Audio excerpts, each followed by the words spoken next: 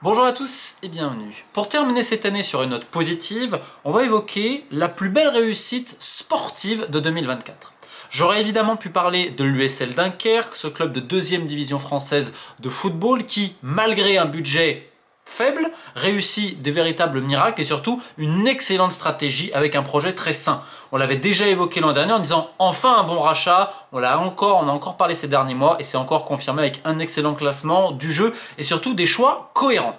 Mais je voulais mettre en avant une autre formation qui n'est pas de football cette fois, mais bien de basket, puisqu'il s'agit, et oui, du Paris Basketball qui a remporté en 2024 la Leaders Cup, l'Eurocup, qui a accédé donc à l'Euroleague avec cette série incroyable de 10 victoires consécutives, qui est actuellement 3e de l'Euroleague avec une rencontre en moins, qui est également dans le haut de classement en Pro A et qui surtout enthousiasme tout le monde et qui a réussi, chose miraculeuse à Paris, à créer un engouement autour du basket. Parce que c'est bien simple, la capitale française et le basket, ça n'a jamais été une histoire d'amour. Alors j'étais trop jeune pour le mettre à Racing, mais moi je me rappelle déjà du Paris, du PBR, Paris Basket Racing, je crois que ça s'appelait comme ça. Ça avait jamais non plus déclenché quelque chose d'incroyable. Alors ça change, hein. On parle pas de Nanterre, je parle de Paris. Mais à Paris, c'était dur. Et même depuis 2018, donc création du Paris Basketball, création, alors là pour le coup, en termes de micmac, on pourrait y revenir, parce qu'il y aurait pas mal de choses à dire en termes de logement ici et ça, mais c'est pas le sujet de cette vidéo. Ben en fait, il n'y avait pas grand monde parce que c'est ça. Et même après la montée en Pro A, des fois tu faisais ouais, 1000, 2000, mais il n'y avait pas grand chose. Alors oui, tu jouais à Carpentier. Et puis petit à petit le club a réussi à générer, à drainer un enthousiasme. Alors c'est vrai, il y a eu des coqueluches, des résultats sportifs en hausse, un gros budget, tout ce que vous voulez. Mais là aujourd'hui on est un club qui a le COP Parisis, c'est-à-dire dans les gros matchs Euroleague 150 à 200 personnes dans le COP. On a des gens qui vont à l'extérieur suivre l'équipe. Surtout on arrive à faire quasiment soldat, donc à remplir l'Adidas Arena, donc la nouvelle salle en Euroleague, donc 7-8 000 personnes. Et certains matchs vont même se jouer à l'Accor Arena, comme celui de Barcelone. Ce sera dans quelques jours où 14 000 places ont déjà été vendues. Face au Panathinaikos, il y avait aussi une superbe affluence. C'est la première fois depuis le début de ce siècle qu'il y a un tel engouement pour le basket à Paris. Alors je veux bien, certains vont dire oui mais il y a du people, du Mathieu Vu, pas des vrais fans et tout. C'est en train de se construire, c'est un club très très jeune.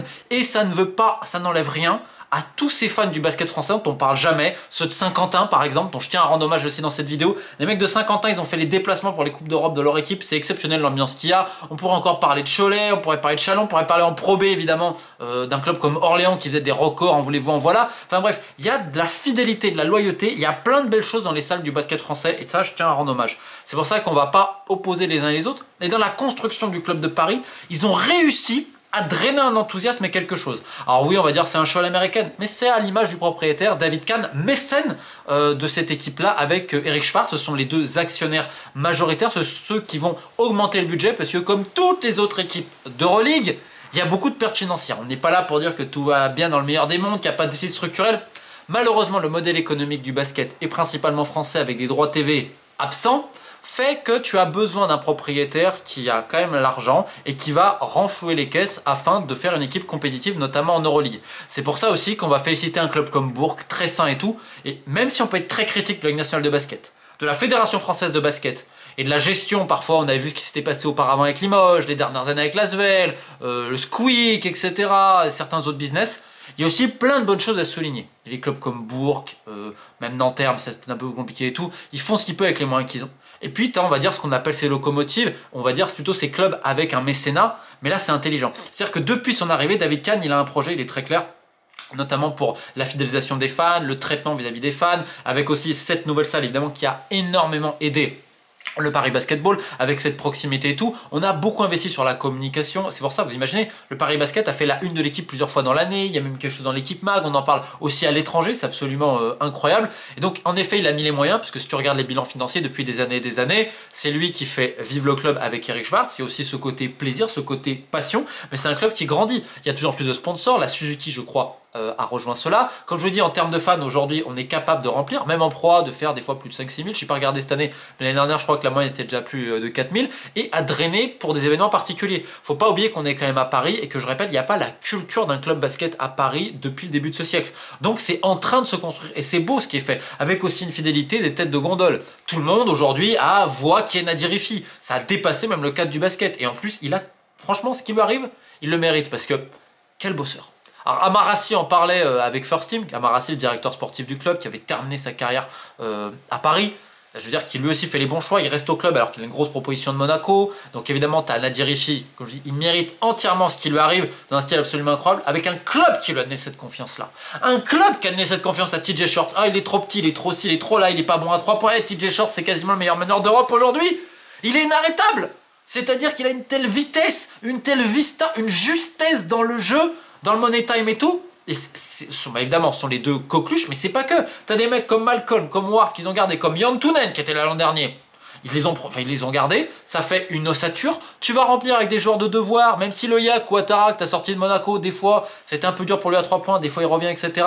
Joueur de devoir, d'expérience à ce niveau-là. Ils sont allés chercher Ice, une araignée, c'est-à-dire le gars à l'intérieur, j'aimerais pas me frotter à lui. Alors oui, c'est peut-être pas spectaculaire, etc. Mais c'est solide, c'est costaud, ça prend des rebonds, c'est exactement ce que tu as besoin.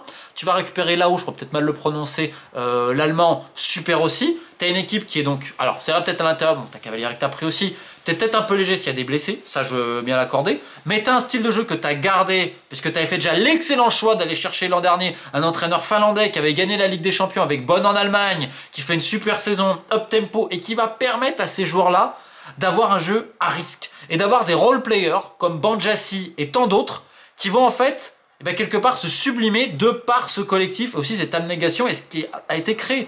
J'en parlais avec beaucoup de gens. Personne ne veut jouer Paris parce que ça court, ça court, ça court, ça court. Tu détestes les jouer parce que tu sais qu'ils vont t'épuiser. Et deuxièmement, tu sais que ça peut tomber de partout. Et qui n'abandonne rien. Ils peuvent perdre de 20 pions. Ah mais ils vont continuer.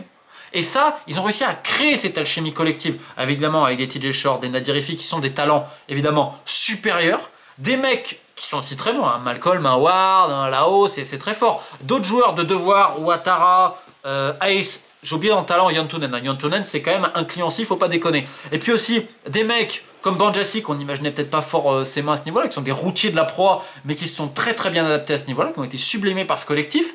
Ton entraîneur, il part en NBA, donc dans le staff de Memphis, qu'est-ce que tu fais? Tu vas chercher Thiago Splitter, c'est un nom. Thiago Splitter, il a l'intelligence de dire, ok, ça marchait bien ce qui a été fait, je vais perpétuer ce qui a été fait.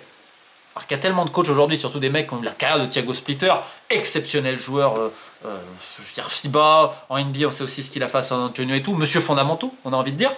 Et bah, il continue, il perpétue ce qui a été fait avec Yassalo, donc c'est très intelligent, c'est une preuve d'humilité. Le club ne se trompe pas à ce niveau-là, ils ont été convaincants pour garder leurs meilleurs joueurs. Alors le budget, il est colossal, hein. 19 millions quasiment cette année, il a plus que doublé, on sait que c'est encore beaucoup de mécénat, mais le club il progresse de partout, en termes de communication, en termes de sponsoring, en termes de revenus, diversification, comme je vous dis, de ces revenus-là, en termes d'effectifs, que dire? Ben bravo.